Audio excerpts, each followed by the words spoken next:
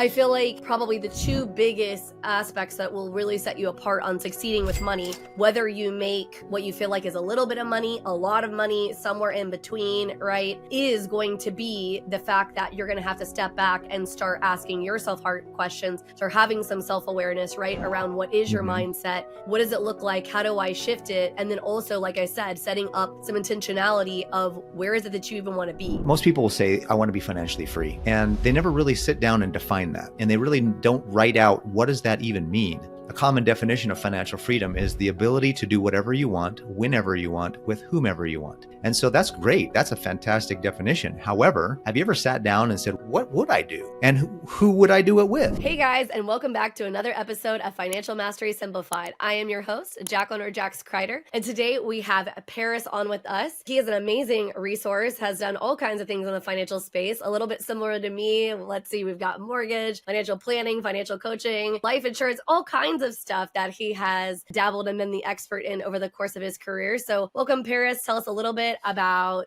yourself and why you're excited to be on the show today and what you want to kind of talk about. Awesome. Thanks so much, Jax. First of all, just thanks for letting me on and giving me an opportunity to share something that I'm passionate about. For sure. You know, they say today the leading cause of stress in the world is money. And another leading cause of a big problem in the world, in my opinion, is divorce. And they say money is a cause of that. Absolutely. I absolutely want to help correct that. I want to move the needle quite a bit if I can and help people understand how money really works. And my career started years ago. Actually, it was kind of funny. I was working in corporate America and I qualified for the 401k. And back in those days, I didn't even know how to spell 401, let alone like, what even is this thing, right? For sure. All I knew about money was that it was green and I wanted more of it. And so I was like, okay. I asked some of my coworkers as I qualified for the 401k, I said, hey, what did you do? What do you do? How should I do this? To me, it was an important decision. Like, who am I supposed to marry? Like, what house am I supposed to buy? Like, for sure. My retirement, they always tell you the earlier you start, the better. And so I was like, I better start doing this right. I want to do it right as soon as possible. None of my coworkers had any clue, with all due respect. They were like, flip a coin, put it all in the company stock, just weird stuff. And I was like, I'm going to learn. I'm going to have to DIY this. For So sure. I started reading books. As I shared with you before the show, Jax, I'm a voracious reader. I still continue that to this day. And I read probably, I don't know, maybe a dozen books in like 2 or 3 months. And I just cruised through these books. And I finally felt confident what I should do with my money. And I made the choices. And then a coworker comes to me and says, Paris, I see you reading all these books. I really don't know what I'm doing. Would you mind helping me make the right choice? And I said, well, I'm not a professional. I just read a couple of books. I barely know what I'm doing myself. I just learned how to spell 401k. I know a little bit more about money than I did before, compound interest and all kinds of fun investing stuff. And I decided, all right, I'll help you. So I shared with her what I had done. Now, what was interesting is she was quite a bit older than me. And I figured, with the experience in life, she'd probably worked at other places. She should know some of the basics or the stuff that I learned. And she had no idea about some of the stuff. And I was like, you mean you didn't? Like, wow, I thought she would know. And she didn't. And she said, Paris, you have a gift. And I said, really? She says, yeah, I finally understand what to do. Like, no one's been able to explain this to me the way that you have. You have a gift to take complicated things and make them super simple and easy to understand. I love that. And I've been told that over my lifetime for years. In fact, one of the funny things I get told all the time was, why don't they teach this in school? Well, I'm kind of grateful they aren't teaching it in school because I wouldn't have a job, so to speak, or a career in my business. But at the same time, I really wish they would teach it in school because then I could build on that. Like, I could take what you learned in school and I could build on that. So I've created some fun courses, talking about that and how that works out. But that's basically how I got started in the industry. And that was in 2001. So I've been doing this for almost 25 years now. With this November will be 24 years that I'll be licensed. I was a licensed financial advisor. So after that, my coworker said, you should do this for a living because you're really good at it. And I decided, let me go to the local college and I'll look around and see what it takes. I had some friends that were CPAs, CFPs, and I kind of interviewed them and said, hey, what would you do differently if you had the chance to do it over? And while I was in the pursuit that I was transferring to the university, and they said that I couldn't enroll because the way it worked out, my schedule didn't allow me to enroll first. So I had a little bit of time. And in that time, and this is totally divine to me, like God did this to me because he knew I needed to be in this industry. He sent a recruiter for a financial advisory firm, and I met him and he says, hey, Paris, let me share with you what we do and how we do it. And I'm like, yes, I want to do this. This is what I For want to sure. do. I'm going to school for it. And then he said something else that changed my life. He said, Paris, you can go to school and you can learn and then earn, or you can come work with us and you can earn while you learn. For sure. And I was like, I was, as a young father, I was young married, I was like, I would rather earn while I learn. For sure. And what was cool is they let me do it part-time. So I could keep my job and I could do this. I could work with them part-time. And so that's how I launched my career about 24 years ago in the financial service of financial advice. I worked for one of the largest financial advisory firms in the world, Transamerica Financial Advisors. And I stopped doing that around 2015 so that I could do more education and more coaching. And so that's kind of where I'm at. I love that. Stay tuned. We'll be back right after this message from our sponsors. Imagine having the power to control your financial destiny, no matter where you start. Welcome to the Financial Mastery Simplified course and resource platform, where financial education is tailored to your unique journey. We cover everything you need, from basic budgeting and saving strategies to advanced investing and retirement planning. Learn at your own pace with lessons that match your level of experience. Whether you're a beginner or looking to enhance your financial knowledge, join our community of learners and benefit from shared insights and expert guidance. The Financial Mastery Simplified course and resource platform equips you with the skills and confidence to take charge of your financial future. Ready to master your finances? Enroll in our courses today at the Financial Mastery Simplified course and resource platform. Start your path to financial independence now. Visit us at fms.tips and fms.college for more information. Hello and welcome to PBJ Mortgage, where your home ownership dreams become reality. Today, we want to share why choosing PBJ Mortgage is the right choice for your home financing needs. At PBJ Mortgage, we're built on a foundation of values that drive us every day. Our commitment to educate, empathize, and empower our clients sets us apart in the mortgage industry. Our clients are at the heart of everything we do, and their success stories speak volumes. With years of experience, our team possesses in-depth knowledge of the mortgage programs, ensuring you receive expert guidance and the best possible rates. We offer a diverse range of loan options to suit your unique needs, including conventional, FHA, VA, and more. No matter your situation, we've got a solution. At PBJ Mortgage, we pride ourselves on providing personalized service. Our dedicated loan officers are here to guide you every step of the way, making the process as smooth as making a peanut butter and jelly sandwich. We understand that time is of the essence, which is why we've streamlined our processes for efficiency and convenience. Transparency and clear communication are paramount. You'll always know where you stand throughout your mortgage journey. Reach out to us today to set up a call to discover your options. If you're ready to make your home ownership dreams a reality, contact PBJ Mortgage today. Let us empower you during this exciting journey. Phone number 4-693-733-107 www.pbjteam.com. Visit our website or give us a call to get started. We look forward to helping you secure your future home. PBJ Mortgage, where home begins. Thanks for your patience. Well, yeah, and I do agree with you that we should be teaching it in school, but we're not. I actually help mentor some high school students a little bit about money and understanding and education and things like that. So hopefully That's at some so point cool. we'll at least have a little bit more of a basis. I think you'll still have a job regardless, so don't worry about that. Yeah. But yes, and you and I are both on the same page, and this is kind of, I think, what we're going to go down a little bit of the rabbit hole with on money today, because man, you and I probably could talk for about the next 40 years about money and the importance of it and all the details. But I think where a lot of people get tripped up is a lot about mindset. Because first of all, I will say that money actually is not real. It is literally a made up thing. And I talk about that a lot because people get so wrapped around the axle. They put so much of their self-identity, how it is affecting their relationships, rather, whether it be their spouse, their significant other, their parents, siblings, whatever that looks like, right? Think about how many times mom or dad have passed and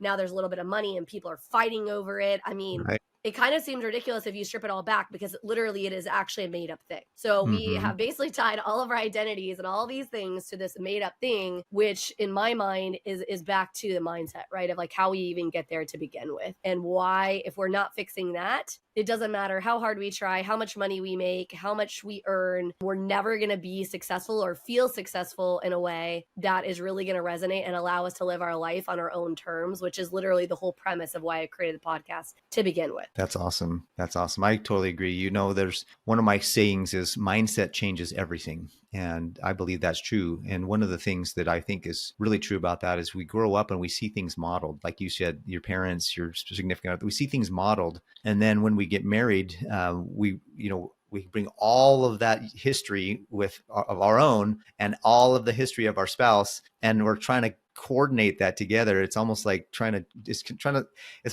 have two galaxies merge without having some kind of planetary, combustion, so For sure. it's pretty wild that how much mindset really goes into our belief that we can actually, one, make the money that we need to make, and then two, believe that we can actually be wealthier than we are, have the ability to manage the money. So that's a great point. Well, and let's be real. The other problem is that at least in my opinion, is that we have a lot of people that are preying on what they know our mindsets are around money, right? Like the scarcity, the kind of FOMO, the YOLO kind of concepts, right? And so when, these advertisers are playing on that emotion and that mindset piece that is existing behind the scenes, and that's how they're getting you to then overspend or make decisions that maybe aren't really truly aligned with where you actually want to be, which is the other reason that I talk a lot about on the podcast about intention. And that if you don't have an idea of where you want to be, where you want to go, what you're looking to do, you're never going to be able to shift not only just the mindset, but be able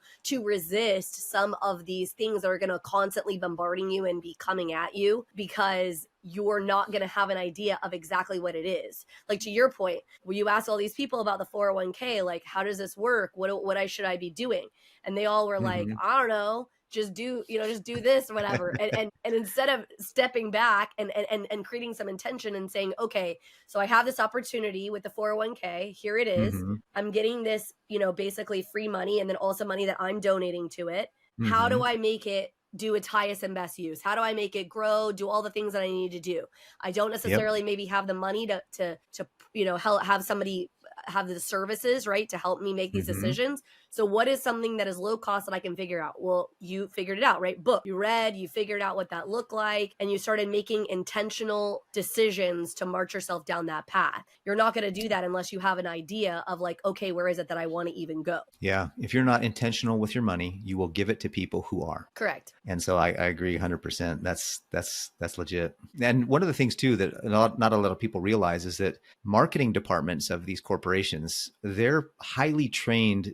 I mean, some of them PhD level human psychology, human behavioralists that know exactly how to position and say the right exact word that triggers in your mind subconsciously, mostly. Oh, wow, I need that. I better buy it. If I don't have it, I'm going to be, like you said, FOMO, if I don't have that, and so they are trained, highly trained professionals to separate us from our money to buy their widget, gadget, or service. And so we don't have any defense. I teasingly call, sometimes if somebody's a Harry Potter fan, I'll say, do you have a defense against these dark arts?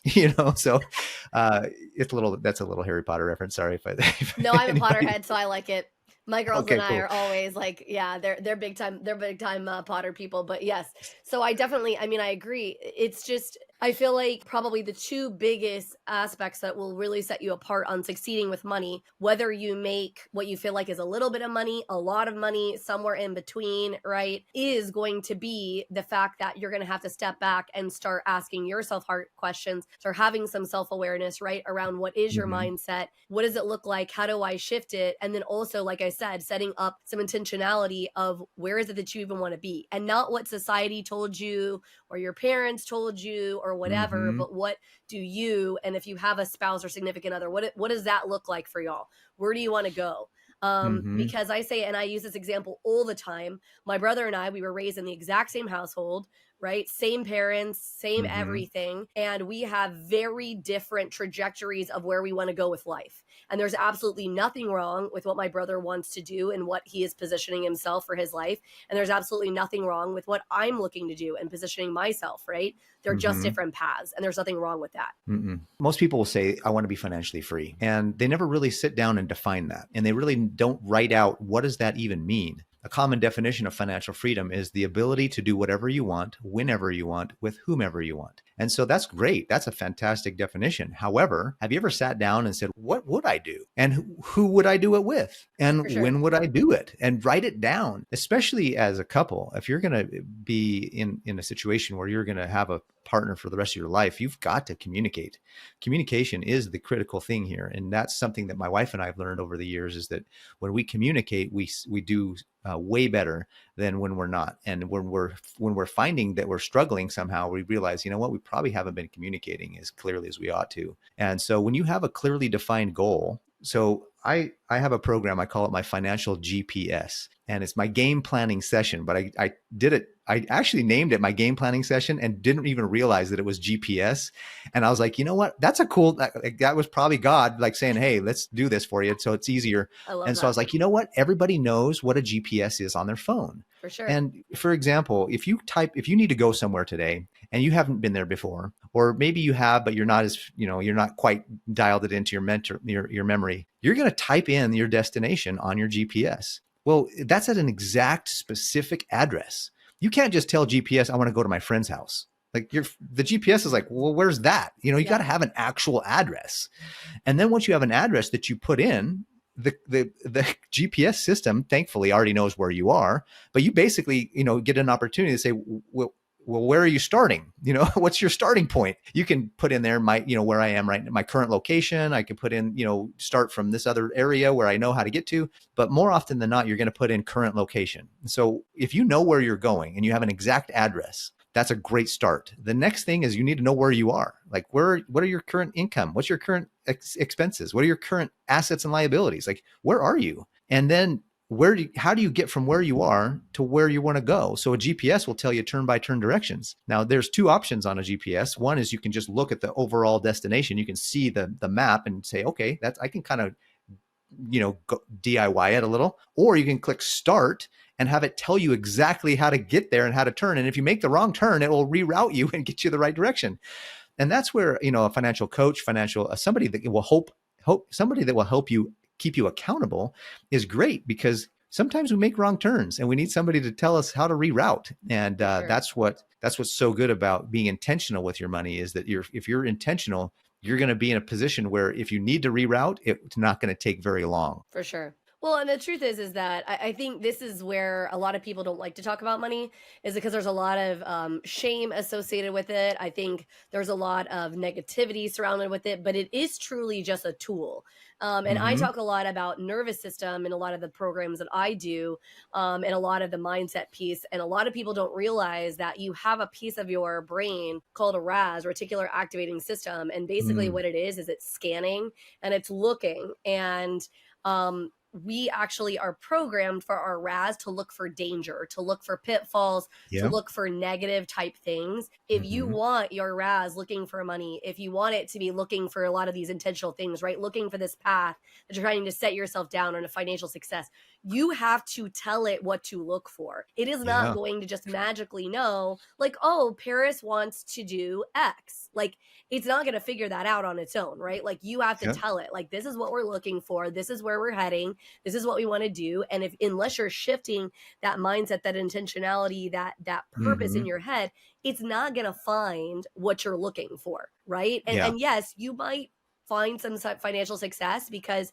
to your point in our conversation before the show started, there's a lot of people who are great earners, right? And so you might be a great earner, so you might be able to earn a lot of money. But if you're not doing anything with it, if you're not being intentional with it, if you don't have a clue of to your point, your GPS, where it's directing you, it's just going to end up all going any which way. To like your point, somebody who has an intentional thought with where that money is going to end up. Yeah. And even back to the analogy of the GPS, you can be traveling along the road and you're going to have alternate routes, like 1 minute slower, 10 minutes slower. You're going to have all these options. For sure. Well, they're distractions. They're totally distractions to, like what you were saying earlier about these distractions that come, the temptations, if you will, that will try to get you to spend your money. Oh, look at this shiny object over here. It's like that old joke about, when the dog sees a squirrel, woo, it's off to chase it. So how many times are we affected mentally and emotionally by shiny object syndrome, or that proverbial squirrel that comes across our desk?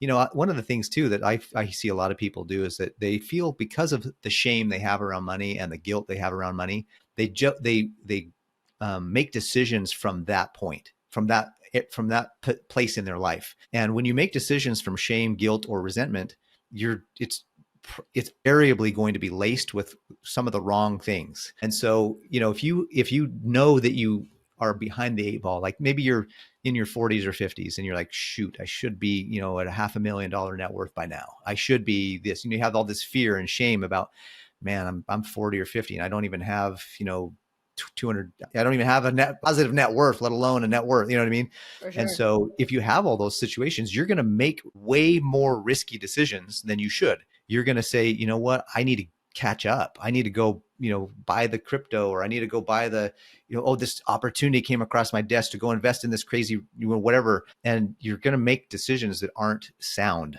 And that's something that I really want to help people do. Look, the best time to invest, clearly, the best time to invest was 20 years ago. The next best time is today. So whether you're quote unquote behind the eight ball or you're late to the game, don't do crazy stuff to try to catch up. Build a strong foundation of good habits, good behaviors, good beliefs around money that are empowering, that are going to bring you value in your life. And then once you have a strong foundation of, hey, I'm going to make it, then if you want to go do speculative things, with extra money that we've found, let's do it. But you're absolutely right. The biggest thing people need to realize is that, we're all clueless. Like we're all doing our best. Like just that's correct. Take a deep breath. And if somebody's richer than you, so to speak, in one area of their life, that doesn't mean they're richer than you in all areas of your life. For So sure. don't be comparing yourself to their strength to your weakness, or their weakness to your strength. Like let's just move forward and try to elevate. A rising tide rises all ships. And my belief is that money doesn't make you, it reveals you, and then it 100%. magnifies you. And So so all it does is amplify whatever you have going on. Like truthfully. if you're a jerk, and you have a ton of money, you're going to just be a bigger jerk.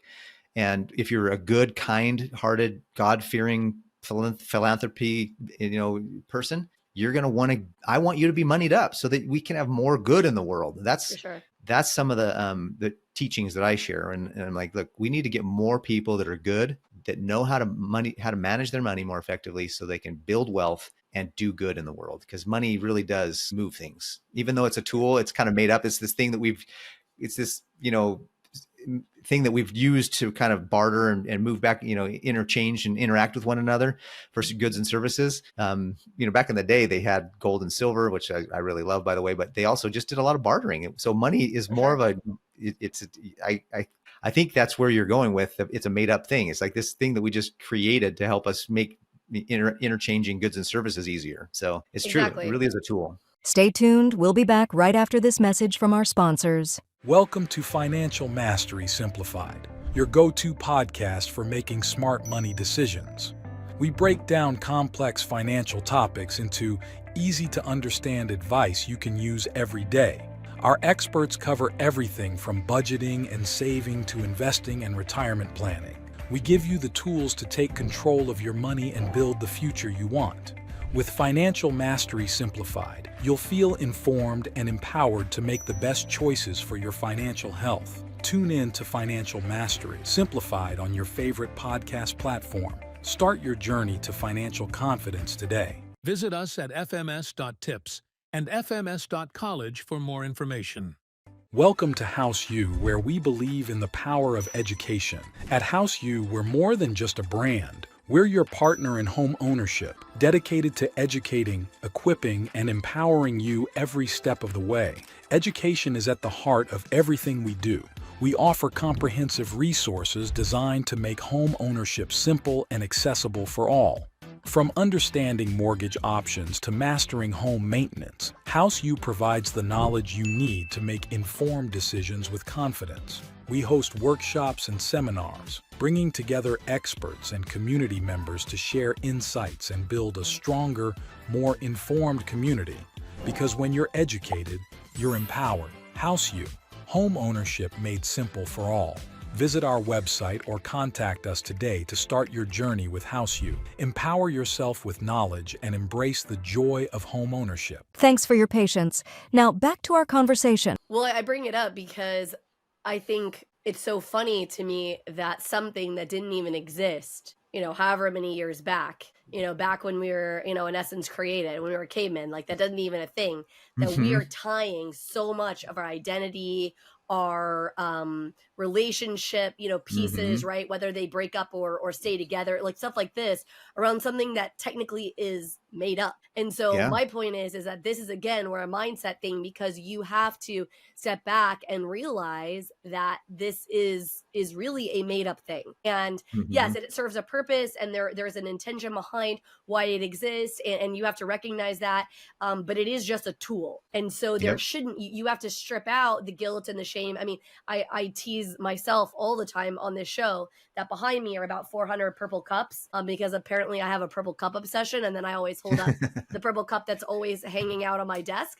Do I really need, 800 purple cups? No. Do I know that I don't need that? Right? Yes, of course. Like, again, so whereas you were not trained in money young, I actually was. My mom made me read Sound Mind Investing when I was in 7th grade. So I understood the concept of compounding interest and how all these pieces worked and how they fit together. Now, that didn't necessarily mean that I always understand everything about money or make the right decisions, which is exactly why I'm not afraid to sometimes throw myself under the bus, for the realization that even with all the knowledge and even with all the good things, I don't always make the right choice. But to your point, if you have like where you're going and where you're headed and what that path looks like, if you do step off the path, then you can look for the redirect. Okay, I didn't make this right choice, so now I have to redirect what that looks like, right? And sometimes, like I said all the time, life just lifes. I mean, there are some things that are completely outside of your control, but if you haven't set up your mindset and your intention, then whatever comes, you're going to take it on as guilt and shame, and you're going to let it destroy you monetarily.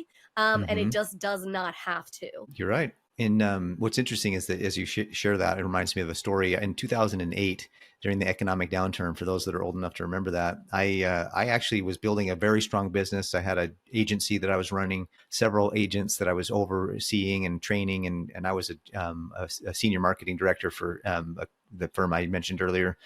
And I had a goal. If I was going to hit 6 figures that year, it was commission based. It was really going to be a good year. And then halfway through the year, I was definitely on track. And third quarter of 2008, as anybody who remembers, it just all went the wrong direction. I literally could write a country music song about everything that happened to me in 2008. Like, I lost my car, I lost my house, I lost my business, I lost everything. And there was a time, I think there's a season when you have a bad decision or when something hits you that's out of your control. I think there's a time that you need to kind of sit with that and own it and kind of be in it for a minute and recognize and validate it because it's real. However, your mindset will determine what you'll do next. For sure. And if you have a mindset of abundance and a mindset of strength, you're going to climb out of that and you're going to rebuild stronger. You're going to learn the lesson and you're going to rebuild stronger. If you have a weaker mindset, you're going to be a victim now, and you're going to be like, oh, well, the world is after me, and there's nothing I can do, and I'm whatever's happens just is going to happen, and there's just nothing I can control. And in psychology, they call it the locus of control. There's an internal locus of control and an external locus of control. Those that have an external locus of control believe that they're a victim, that everything's happening to them, that the man, that their boss, that the corporation, that the environment, that the family they were born into, that the neighborhood they grew up in, it's everybody else's fault. Like the way I am today is because of everybody else did it to me. For And sure. an internal locus of control realizes, wait, no, I have control. I can change this. There's so many amazing stories of people that have bootstrapped out of some of the most ridiculous ghetto, in just horrible neighborhoods, environments, families, abuse, just everything that have come up and created wonderful, amazing, inspiring lives that inspire so many of us. And so that's all genuinely, that's all a mindset. And like you said earlier, actually, Jax, something that was really powerful is that when your mind is problem oriented, you're going to find problems, and you're going to attract problems to you. You're going to attract that victimhood to you. You're going to have resentments. You're going to have fears, and that's going to run and rule your life. But if you're a solution oriented person, you have a solutions mindset. That's basically the locus of control. It's just a different way of saying it. When you're solution oriented, you're going to find solutions. Problems are still going to come. You're going to still have issues, but when they hit you, you're going to think of, okay, here's the problem. You identify the problem. You get clear on what the problem is. You don't dwell in it, but you get clear on it. And once you know exactly what it is, your mind, your brain, God, whatever universe, whatever you want to say, will guide you and direct you to the solution. And all of a sudden, you'll be like, wait a minute. I lost everything in 2008, by 11 or 12. I didn't have to file bankruptcy, thankfully, but I completely paid off all my debts. And I haven't been in consumer debt for almost 15 years. I have no consumer debt, and I haven't had any for almost 15 years. Awesome. And so that's powerful, but I love credit cards. So I pay them off every month. Like that's the difference. So my mindset back in those days was way different. But I learned the lesson, and my mindset coming out of it is now I've built a very strong situation where I built a strong 6-figure passive income. Everybody wants passive income. By the way, I highly recommend passive income. Everybody should get something. If it's a side hustle, get something that's passive, and then build your net worth. Get a positive net worth. I know you're a mortgage person, but I highly recommend people separate their personal residence in their net worth. Keep track of it, but also keep track of your liquid net worth outside of your home, your current present residence. Now, if you have real estate that's like investment properties and stuff like that, you can add that into your that other side of your net worth. But 90% of Americans have a positive net worth, including their home. If you take out their personal residence, it drops to 30% of Americans have a positive net worth. That actually doesn't surprise me based on what we see all the time. Yeah. It's I the think other more reason people that need I a positive highly net worth. recommend people, we're unusual when it comes to the mortgage side, because we're not going to just tell you to buy a house, right? I obviously personally believe that it is one of the larger wealth differentiators. However, I firmly believe that there's multiple ways you can build wealth, including, like you said, creating passive income streams, making sure that you have other assets that are not just your home. Like there's lots of different ways that this can be done. And if I feel like you're going to be putting yourself into too much of a box by purchasing a house, because that's actually where I'm seeing across the board. I'm in all these moms groups and things like that, and I see all these people talking about whether they need to sell their home or not, because they have a lot of equity there, but they're now struggling heavily because of exactly what you said. So all their net worth is trapped inside that house. And so because they don't have any liquid or any things that are going to try to help them when the payments are rising, because taxes and insurance obviously changes. If you have HOA costs on your house, that is incrementally usually going to rise on an annual basis. And so your expenses are going to increase, right? Yes. I mean, and usually beyond what your cost of living at work raises are. Correct. Exactly. Well, that's what I was going to say. So, I mean, you are going to limit some of your exposure to that increase by owning a home, because at least the principal and interest piece, if it's a fixed rate, is not changing. However, there are some other aspects, and to your point, you are usually not getting as much of a raise, right? And like if you were doing a regular W-2 job for cost of living increases, then what is actually you're getting hit with.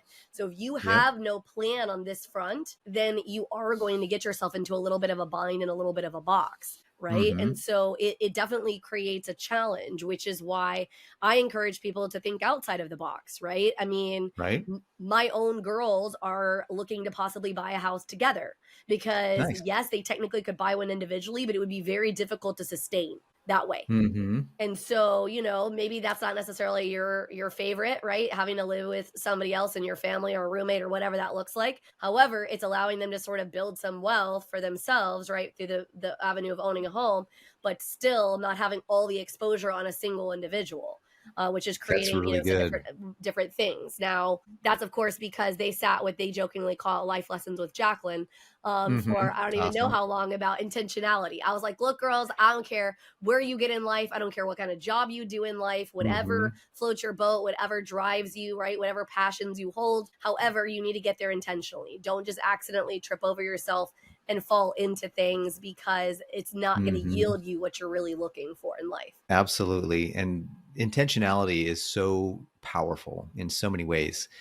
And I just love what you said. House hacking is a huge thing. And statistically speaking, there's a great book, and I shared this with you earlier. There's a great book called The Millionaire Next Door. And then it was a follow-up book to that called The Next Millionaire Next Door. And it was a 20-year research project on millionaires. What are their habits? What do they do? Like, how do millionaires really act and believe? What do they really buy? And are they flashy and rich? And are they super, keeping up with the Joneses? No. In fact, they found that the majority of millionaires and real wealthy people, wealth is quiet.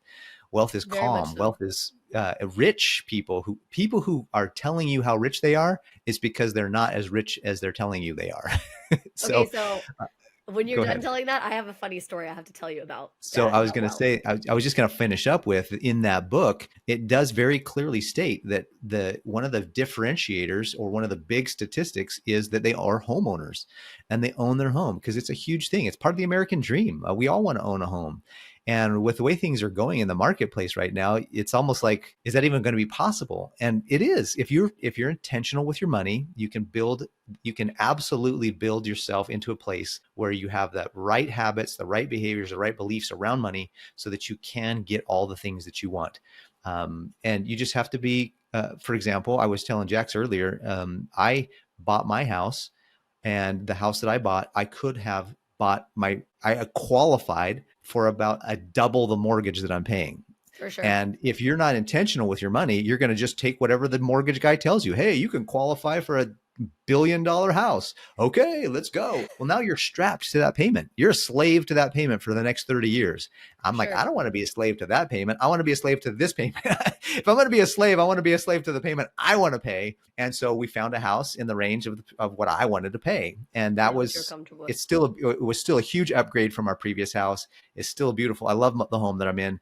It's humble. It's not extravagant. And I don't feel strapped, and my stress is way less because I bought a house well within my means. And so that's a key indicator of wealth and creating wealth, is buying things properly. For sure. Well, I was going to say on that piece, we actually tell most of our clients not to go to the highest unless there's a couple exceptions for us. So number one, if there's maybe we're only using one of the people that are actually buying the house, right? Maybe because of credit reasons or income reasons, we're only using one of them. So there actually is other income, then we might encourage them to go to kind of the top of their limit, because there is other income flowing into the home. Or there is a lot of income that we can't count. Then I might say, okay, what you qualify for, but very rarely do we actually encourage people to go to their max. It's usually Great. a recipe That's for awesome. disaster and not setting them up for 100%. success. So as mortgage people, we think that that's not really a great idea. Not to say that you're not able to make whatever decision you want to make. We're just going to advise you that, hey, you need to really look at the big picture and make sure that you really are comfortable, that you really have a good base behind you to be able to support that. Because if you don't, it is going to do exactly what you said. It's going to handcuff you and make you feel just overwhelmed, just miserable all the time. And it's not a good place for you to be at all. But I was going to tell you, so there's two things I could say about people who are very wealthy. So I have a relative. I will, of course, remain nameless. But this particular relative is incredibly wealthy. He actually, in the course of his life, created somewhere between 12 and 14 different businesses, has multi-millions of dollars. This is a man who wears Walmart jeans, T-shirts, and drives a Toyota Camry. So Awesome. if you met him anywhere, I guarantee you would have zero clue that he had this kind of wealth, because it's just not really him. And he's just very frugal, and like with how he's very intentional with his money. Not to say that he doesn't own a really big, very expensive house, because it was very important to him. He was in the Navy and wanted to live on the point of a lake. And so he owns a very big, very nice house, because that was something that was important to him, right? And he clearly has the money to be able to afford it. And so he's being very intentional with his money. That's awesome. That is so awesome. But my very I favorite story about wealth, I told this the other day to somebody. So I went to regular public school all the way up until my sophomore year in high school. My sophomore mhm. through senior year, I went to a very wealthy private school in the Dallas area where literally I was probably the poor kid and my dad made like multiple six figures and like we were like the poor family at the school. Wow. Okay. So these Mhm. are people that had significant wealth. They a lot of times it was generational wealth. So it was coming Uh-huh. from grandma, great grandma, like all the way down, right? Like lots and Yeah. lots of wealth. And we were at an event. I can't remember. I think it was like a homecoming or something like that. And we're in one of these people's house. And my mom is interior design, so I tend to recognize home decor or things like this because of my Uh-huh. upbringing. And at the very end of a nondescript hallway, there was like a curio cabinet, like, like a little Mhm. cabinet, and it had these really beautiful things in it. And I couldn't quite figure out what they were. They kind of look like bracelets, but I was like, I don't know if that's a bracelet. Like, I'm not really sure what that is. And so I asked the mom, I said, hey, there's a cabinet at the end of the hallway. It has these very beautiful things in it. What are they? And she said, super casually, like it was the most normal thing on the planet. She said, Mhm. oh, those are baby crowns. I said, excuse me? She said, baby crowns. I said, like royalty, like crowns? She said, yes. And I'm like, oh, okay. Like that was the most Wow. normal thing to collect on the planet. So real Wow. wealth, like it's a very different attitude, right? Because Uh-huh. she wasn't having them displayed in the front hallway of her house. Like you walked in and like, here are the baby crowns, right? This is just Yeah. something that was something their family enjoyed, they liked, they had it at the end of the hallway. You know what I mean? Mhm. Mhm. If That's that is the awesome. way that you can handle certain things, then you know that you have true wealth. But That's whenever so I think cool. about how people with wealth think differently, I think of that story because again, my reaction was like, excuse me, Wha what? Yeah, like you have royalty crowns, a collection, not just one, but a collection? That's Oh, crazy. That's there so was cool. probably 10 or 12 of them, like not just one or Wow. two. There was a lot of these Wow. baby crowns. That is wild. Yeah, there's so much misconception around wealth. Most people think that you got to be a jerk, you got to walked on somebody, stepped on somebody. And yeah, there's those out there, 100%. And there's, everybody looks on Instagram, social media, they think, oh, well, wealth is having these, Bugattis and all this other stuff. And that, sure, there's those are people that are out there that have that, and that's fine. But really, the vast majority of millionaires are, one, they're self-made. So that usually means that they did it in their own generation. So a lot of For people think, sure. well, no, they must have got it from their mom and dad and the others, which, there are people out there because you went to school with a lot of them. Most millionaires, 80, 90, almost 90% of millionaires are actually self-made first generation millionaires right now. It's And so awesome. that means that it's possible. That's For sure. possible for you. So going back to the mindset, like once you know some of the rules around money, you're like, wait a minute, you mean I could actually do this? Because there's two ways to look at it. You can say, well, if they're doing it, it's a zero. If you have a zero sum attitude, it's like, well, if they're doing it, I can't because they're taking it all. Well, that's one way to look at it. Or you can say, well, they're doing it, and if they're doing it, so can I. And that's my mentality is I want to be so simple and so transparent with people that they're like, wow, if that Paris guy can do this, boy, can I really do it? I want to be so simple and like Yeah. that people just look at me and they're like, wow, if he can do it, I can definitely do it. And that's, to me, that's the real mindset is like, you have to realize that. And another thing I want to help redefine in the world today is the word frugal. Frugal does not mean cheap. It doesn't mean a Agreed. miser. It just means you buy from value. And one of the things that I do and that I teach people is like, look, if you really want to buy something, because we're so prone to that impulse buy, right? We see the deal on the shelf. Literally, they're professionals put on the shelf in the grocery store, the department store. They put stuff right when you walk in. All the stuff that's the stuff they want you to see and buy. It's all right there in front. It's all positioned. Nothing when you walk into a department store or grocery store, nothing is put there by Not accident. random. It's all put there intentionally, by the way, to get you to buy stuff that you don't need to impress people that you don't care about. Anyways, the saying. But frugality to me is I want to buy with intention. So I tell people, look, if you want to buy something as if it's an impulse right now, you haven't been thinking about it, you haven't been saving up for it. If it's an impulse right now, take a deep breath. Step back, write it on a wish list. I think wish lists we should have a pocket or an iPhone, have our own wish list of things. Put it on a wish list. give it a couple of days to cool off, and then if you still want it, or maybe, and I would say save up for it. For sure. Put money aside every month until you have the money to pay for it. And then really find out then you'll know for sure if you really need it, or if you really something that you want, or if it was just something that was a shiny object that day.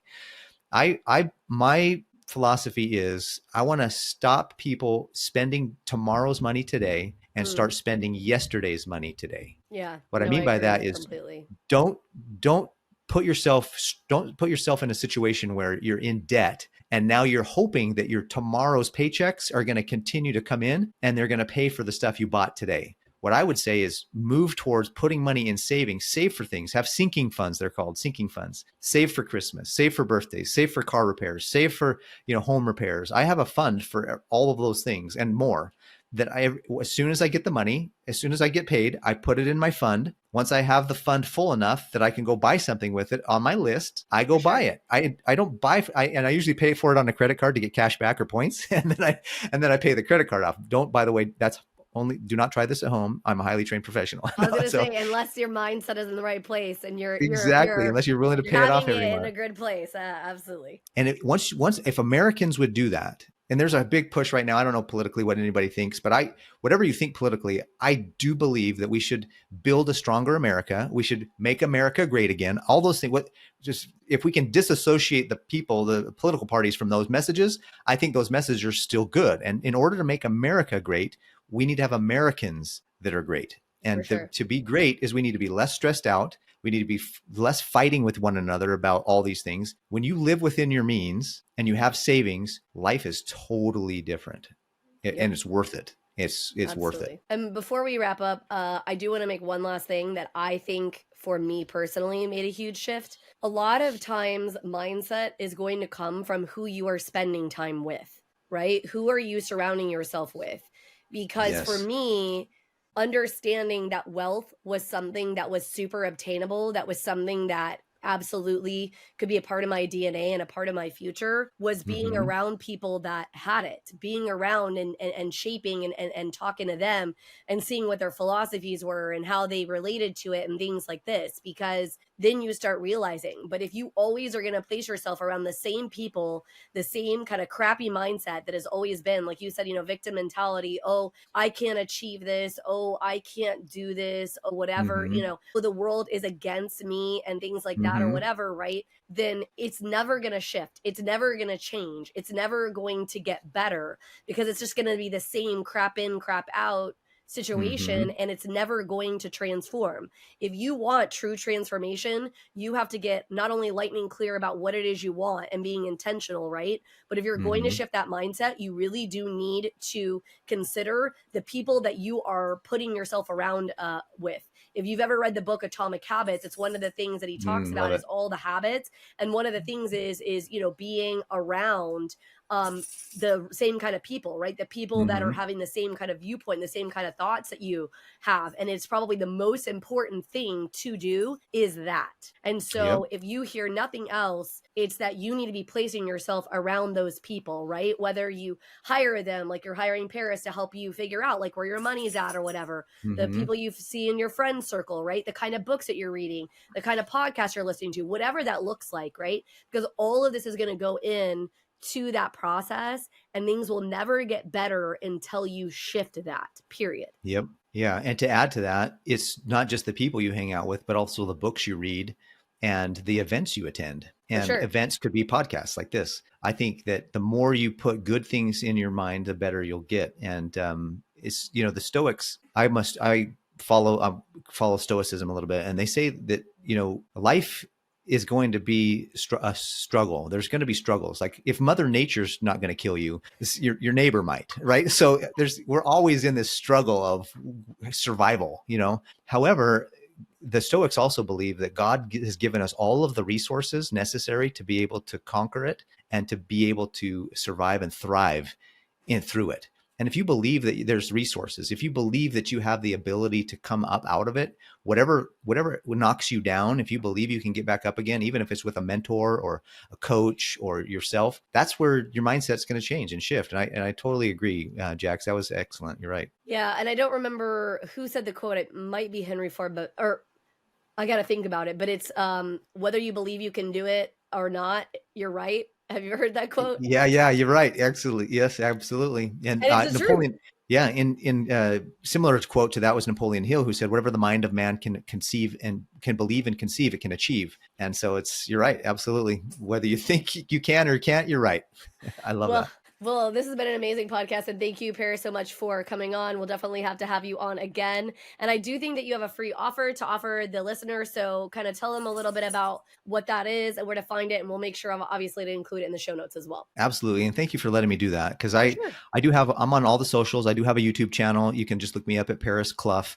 My website is parisclough.com. And if you type in parisclough.com/free book, you'll get my free book. And this is an ebook. It's an actionable book. It's a strategy that I used that I learned, almost 20 years ago now. When I first got started in the business as a financial advisor, I was a financial advisor for 15 years, and now I've turned to financial coaching and education. But when I would call on people and say, "Hey, you need to let me help you change your money. Let me help you, invest in your future. Let me help you get your retirement squared away," and invariably, I would get the common objection was, "I just don't have any money. I'm too far in debt. My expenses are too high, inflation, whatever it was going on. I just don't have money in my budget right now for any of that." And I thought to myself, if I'm going to do this, I got to figure out how to help people find money. I got to help people find money in ways that they probably never even thought about. And I'm not talking about rice and beans, people. I'm talking about like legitimate ways that we have holes in our bank account that are just sifting through that if we can repair those holes, we can start filling up our bank accounts with the right things. And so I created a system. It's a 3 or 4 step system. And my ebook goes through exactly how to help you find money. On average, most people find around $300 a month. Awesome. And I don't know if this statistic is anymore true, but years ago when I first found the strategy, $300 a month would help almost most bankruptcies actually would be avoided if the people could just find another $300 a month. And I've had people find $700 or $800 a month through this process. So it's a real thing. There's an upgrade option there for a video for those of you who want to learn maybe audio or visually. I do have a video. It's got workbooks. It's got a little more. It's got more information than the ebook does.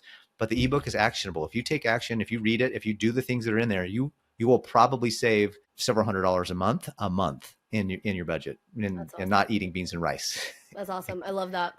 That is so powerful. And thank you so much again for being our guest. It has been fabulous. Hopefully this episode of Financial Mastery Simplified helped you. And please definitely reach out to myself, Paris, get those free resources, get things that can help you level up. Literally, you can live your life within your, on your terms if you are just being intentional, shifting your mindset, and just like I said, furthering those goals and those thoughts. So again, thank you so much, Paris, for being a part of the show. And we'll see you again next week, guys. Thank you.